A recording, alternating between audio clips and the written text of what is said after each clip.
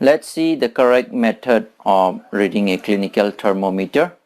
In order to read the thermometer, we have to hold it firmly and give it a few jerks.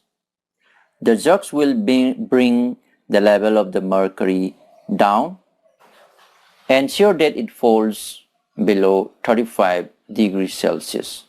And then we have to place the bulb of the thermometer under our tongue or the patient tongue. After 1 minute, we have to take out the thermometer and we have to note the reading as we have discussed in the last topic, how to read the temperature. So the point up to where the mercury level reads will be our body temperature. The temperature should always be stated with its unit, that is in degrees Celsius or in degree Fahrenheit. We have to remember that a normal human body temperature is normal temperature of human body is 37 degrees Celsius. And if it measures in degree Fahrenheit, then the normal body temperature of human body will be 98.6 degree Fahrenheit. We have to remember this temperature for the normal body temperature. Let's see how the normal body temperature is measured. It is the average body temperature of large number of healthy persons. So we call the normal temperature is the average body temperature of a large number of healthy persons. The clinical thermometer is designed to measure the temperature of human body only. The temperature of human body normally does not go down below 35 degrees Celsius, and it does not go above 42 degrees Celsius. That's why the clinical thermometer have a range of temperature from 35 degrees Celsius to 42 degrees Celsius. So we have not to use the clinical thermometer for measuring the temperature of any object other than the human body, which is below 35 degrees Celsius or which is above 42 degrees Celsius. By doing so, the thermometer may break. So in order to do that, there is another thermometer called laboratory thermometer. Let's see what is laboratory thermometer.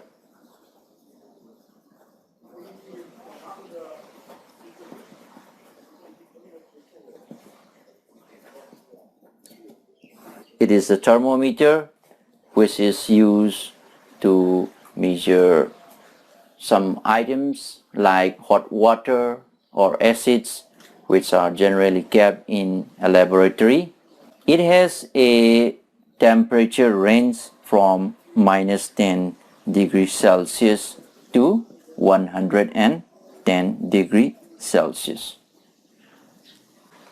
We know that the water freezes at 0 degrees Celsius and the water boils at 100 degrees Celsius. So with the help of this laboratory thermometer, we can measure the items which is even below 0 degrees Celsius and which is even above 100 degrees Celsius. This is the clinical thermometer which is used in measuring temperature of hot water. In order to measure the temperature of hot water with a laboratory thermometer, we have to put this laboratory thermometer upright, positioned like this. And after we hold it for some minute, the mercury will rises up to a height, and if the mercury rise stop here, then we can know that the temperature of this water will be the reading at this mark. In this example, the reading is at 80 degree Celsius. There is a lot of concern over the use of mercury in thermometers. Mercury is a toxic substance and is very difficult to dispose of if a thermometer breaks. These days, digital thermometers are available which do not use mercury.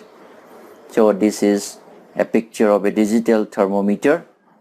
In this digital thermometer, mercury are not used. This digital thermometer uses a digital display and a battery. The reading will be shown in this display. Next, let's do an activity. In this activity, we will take a metal rod and we will put some wax with an equal distance like this.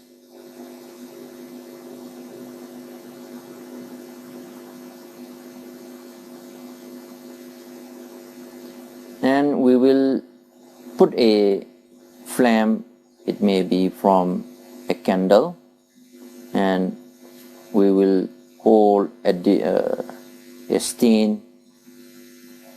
We will fix a stain like this in order to hold this metal rod. So at first this flame will hit this one, and after some time the first wax that attached here will becomes liquid and it will drop, and after some time the next wax will be drop, and the third one, and then after some time the fourth one, and then the fifth one, and so on like this.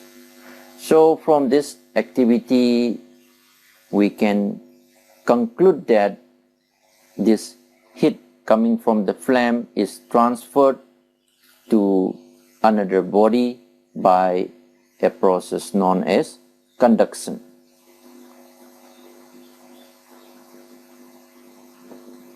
So it is the process by which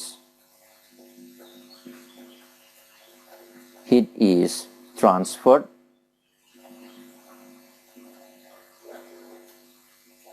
from the hotter end to the colder end of an object.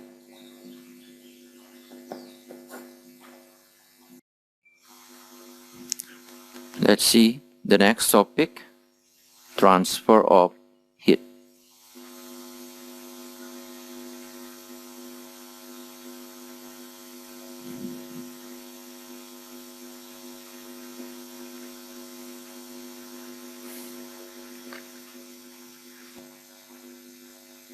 Okay, we know that a frying pan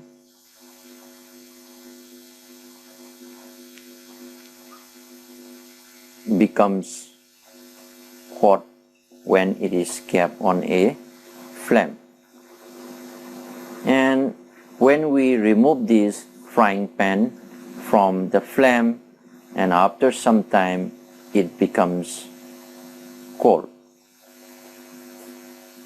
So from this activity or from this thing, we can say that heat flows from a hotter object to a colder object. Okay, let's see. Okay, at the beginning the pan was cold and when it is kept on the flame, the temperature of the flame is much more as compared to the temperature of the pan. So the heat from the flame will transfer to the pan. And when we kept the pan away from the flame, at that time the temperature of the frying pan will be more as compared to the surrounding. So the heat from the pan will transfer to the surrounding. That's why the pan becomes cold. So remember this one, heat flows from a hotter object to a colder object. Next, we can do another activity. In this activity, we will put some different objects, maybe plastic scale, pencil, divider or spoon or anything that can put inside this glass. And after that we will put some hot water, maybe about half level of this glass, and we may put this for about minutes, and after that we can touch the different objects one by one. In this case, some objects will become hot and some objects will remain as it is. That is, it will not change its temperature. The object that becomes heat is actually transferred from the hot water. So we can term the objects as conductors of heat and insulators. So let's see what are conductors and insulators. The first term is the conductor. These are the materials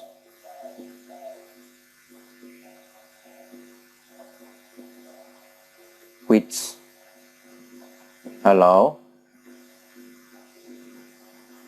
heat to pass through them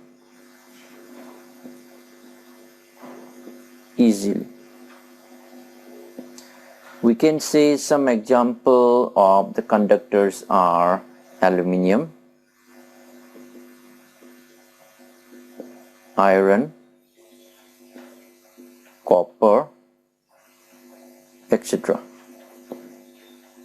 And another term is the insulator. Okay, these are the materials which do not allow heat to pass through them easily.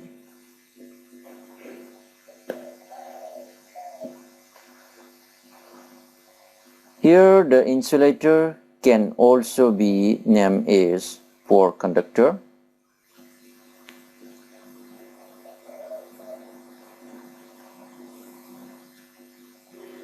Some example of insulator or poor conductors are plastic, rubber, etc. We can do another activity. In this activity, we take a beaker and fill it half with hot water. Let us take 2 spoons made of a metal such as steel and the other made of plastic. We will place the metal spoon and the plastic spoon in the beaker containing the hot water. After about 2 minutes, we touch the top ends of both the spoons with our hand one by one.